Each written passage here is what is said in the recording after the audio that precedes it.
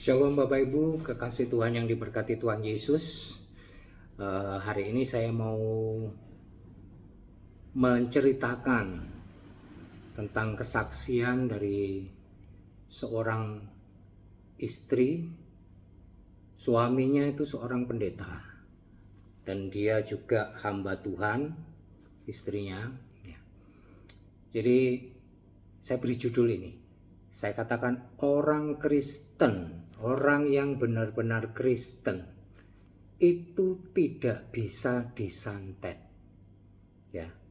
Orang yang benar-benar Kristen itu orang yang murid Yesus, pengikut Yesus, melakukan firman Tuhan. Itu seperti ada jubah di tubuhnya sehingga dalam perlindungan Tuhan. Ya. Ini memang ada kesaksian. Saya pernah melihat Pastor Daud Tony ketika dia waktu belum bertobat, ya, dia akhirnya datang ke gereja, diajak saudaranya ketemu dengan pendeta Gilbert Lumoindong. Nah, di situ dia nyantet Gilbert, nyantet, mengerahkan ilmunya, tapi tidak bisa tembus. Ya, saya katakan orang Kristen tidak bisa disantet. Oke. Kita buka dulu aja. Kenapa orang Kristen tidak bisa disantet? Kita lihat di Mazmur 121. Ini saya lihat Alkitab ya. Mazmur 121 ayat 7. Saya bacakan ya. Tuhan akan menjaga engkau terhadap segala kecelakaan. Ia akan menjaga nyawamu.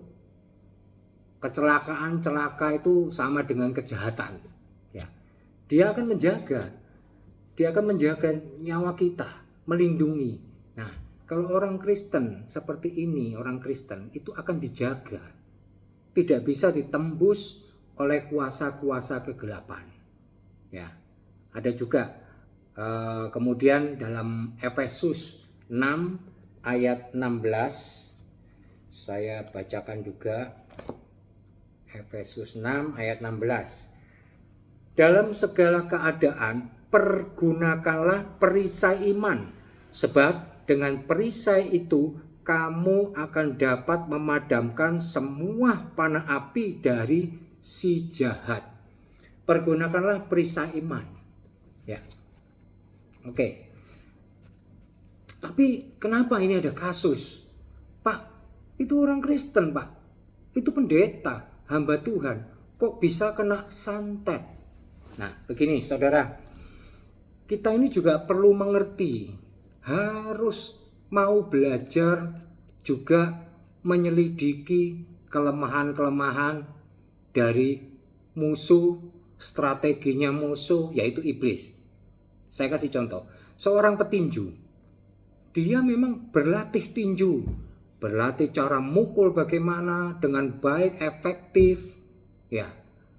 Terus kemudian dia juga berlatih untuk cara menghindar, mengcover pukulan dan lain sebagainya. Dilatih semuanya itu. Ya, sama, kita membaca firman, kita berlatih dan lain sebagainya. Tapi seorang petinju itu musuhnya kan bukan satu orang aja. Nanti lain waktu ketemu musuh yang lain. Apa yang harus dilakukan untuk ketemu musuh si A? Dia harus membaca, melihat video pertarungan dari si A. Dilihat, oh dia mempunyai kelemahan apa? Si A.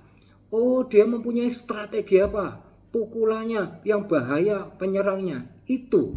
Kita juga harus mempelajari bagaimana siasat-siasat iblis, jebakan-jebakan iblis, tipu daya iblis.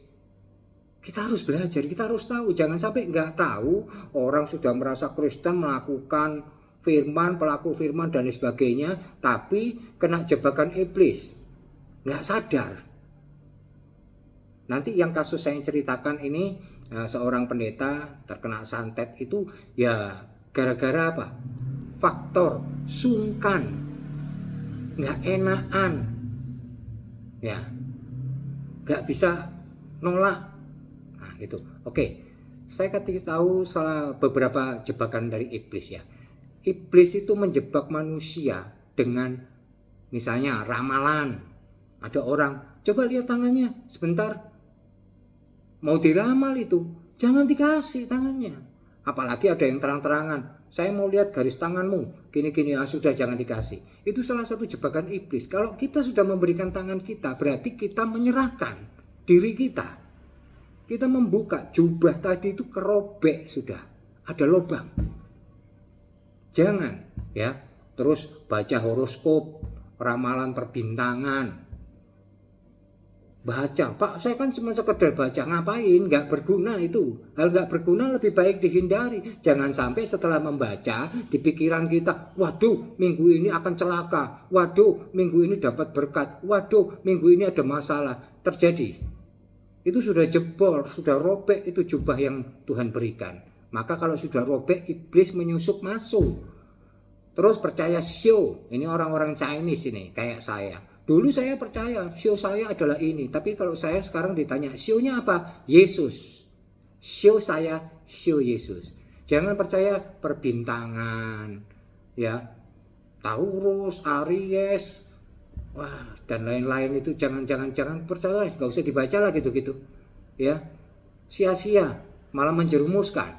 Terus jangan menerima pertolongan dari kuasa gelap. Apapun pergumulan permasalahanmu, sakit penyakit, atau ditindas orang, diserang orang, dan lain sebagainya, jangan sekali-sekali menerima pertolongan dari kuasa gelap. Walaupun itu dari teman, dari saudara. Ayo, saya pakai bantu ini, guru saya pinter, gini spiritual, bla bla bla bla bla. Jangan, harus berani berkata tidak, tegas. Hanya kepada Tuhan kita belajar, hanya kepada Tuhan kita berserah, hanya kepada Tuhan kita percaya. Ya, apalagi terus pergi ke dukun. Biasa orang itu kalau sudah sakit, sudah parah, sudah kena masalah, akhirnya sudah berdoa ini, Tuhan kok gak nolong-nolong. Kenapa? Mungkin jawabannya adalah ke dukun. Ada temennya yang ngomong, ini loh ada paranormal pinter, bisa bantu menyelesaikan masalah. Aku ikut terus selama ini, ya tidak ada masalah. Aku ke gereja juga ke gereja, tapi ke dukun tetap ke dukun. Parah ini.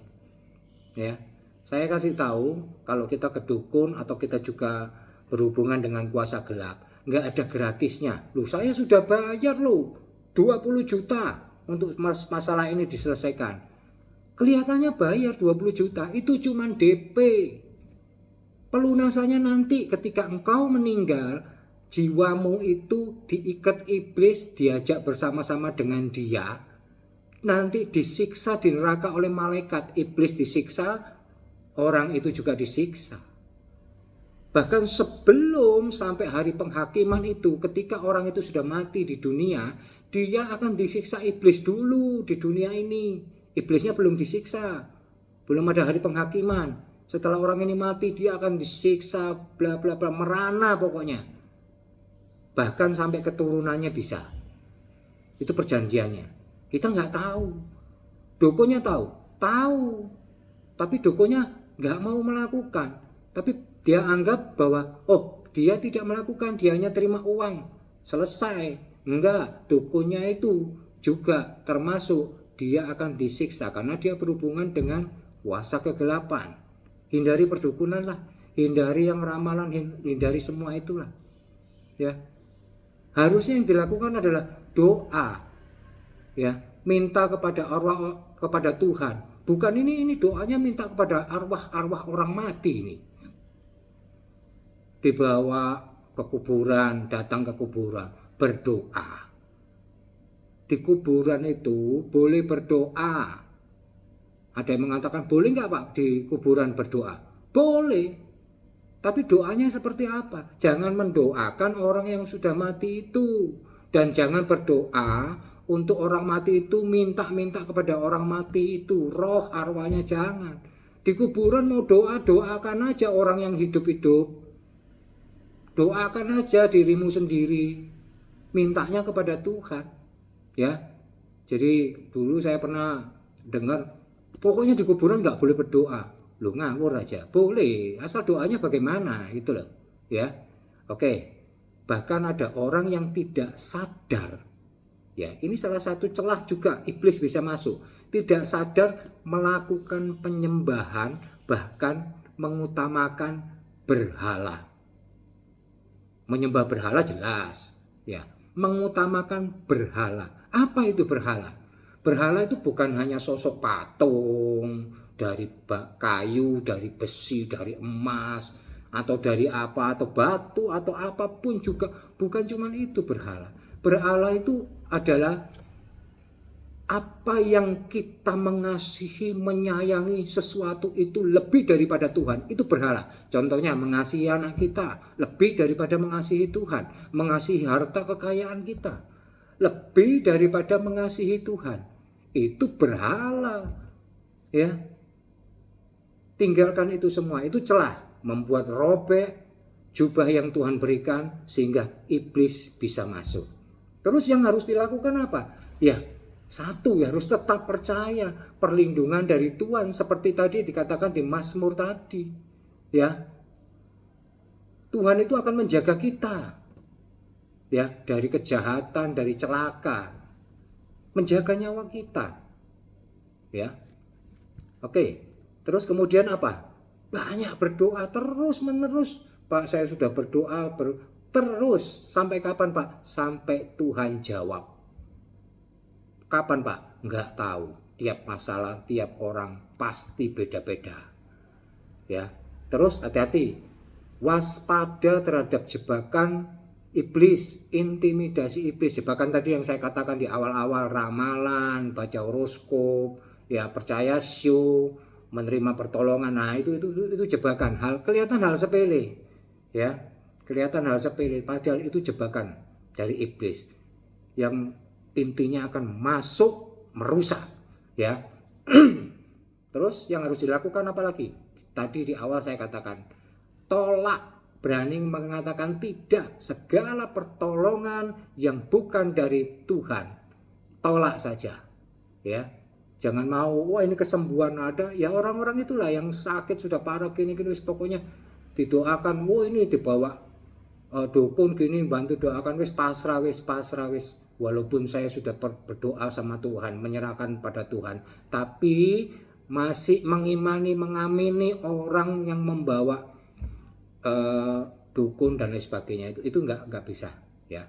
Terus apa yang harus dilakukan? Gunakan aja kuasa nama Tuhan Yesus, itu kuasanya dahsyat. Darah Yesus itu kuasanya dahsyat, mengusir yang jahat, agar dan juga membentengi tubuh kita dalam nama Tuhan Yesus. Darah Yesus bentengi kami.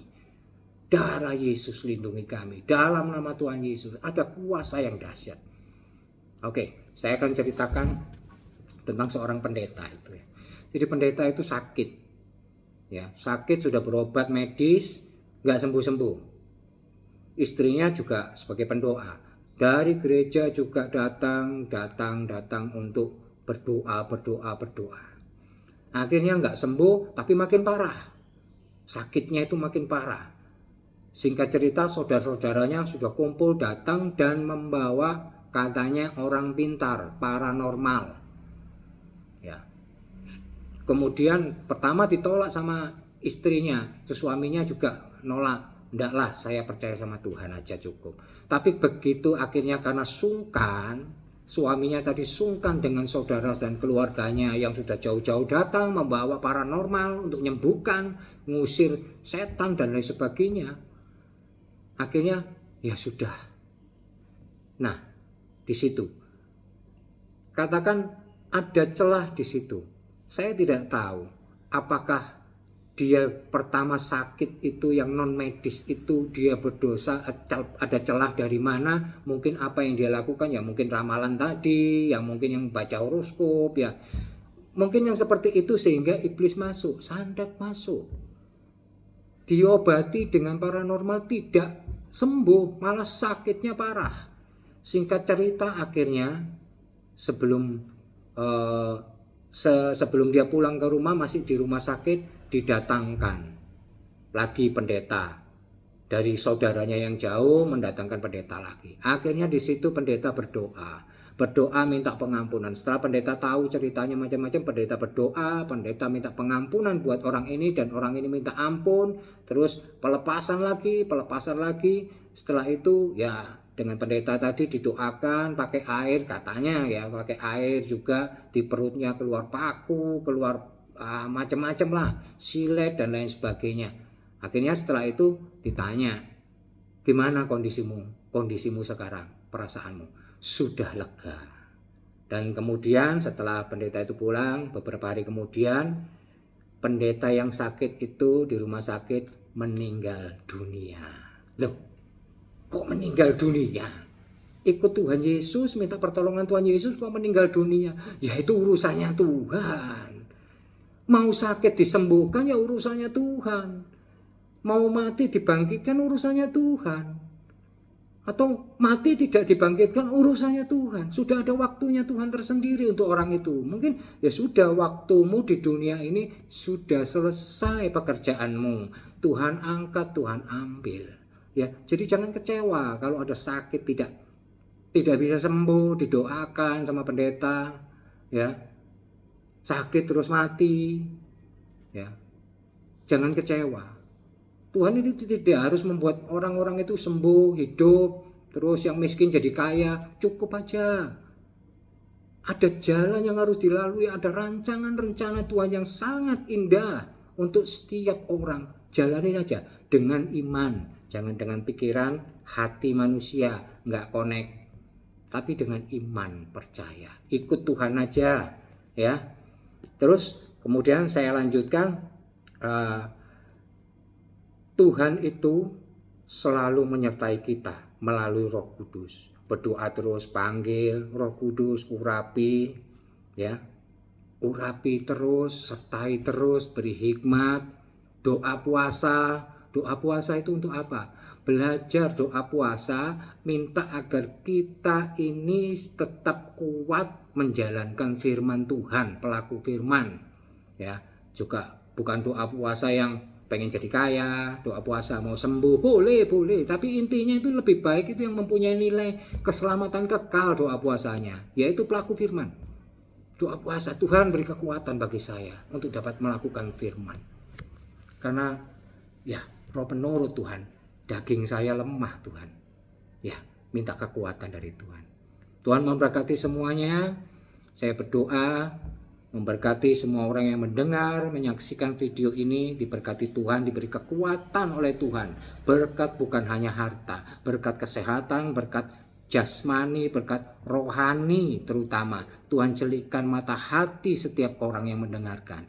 Share, bagikan firman Tuhan ini untuk orang-orang agar menjadi berkat juga. Dalam nama Tuhan Yesus, Tuhan memberkati semuanya. Haleluya. Amin.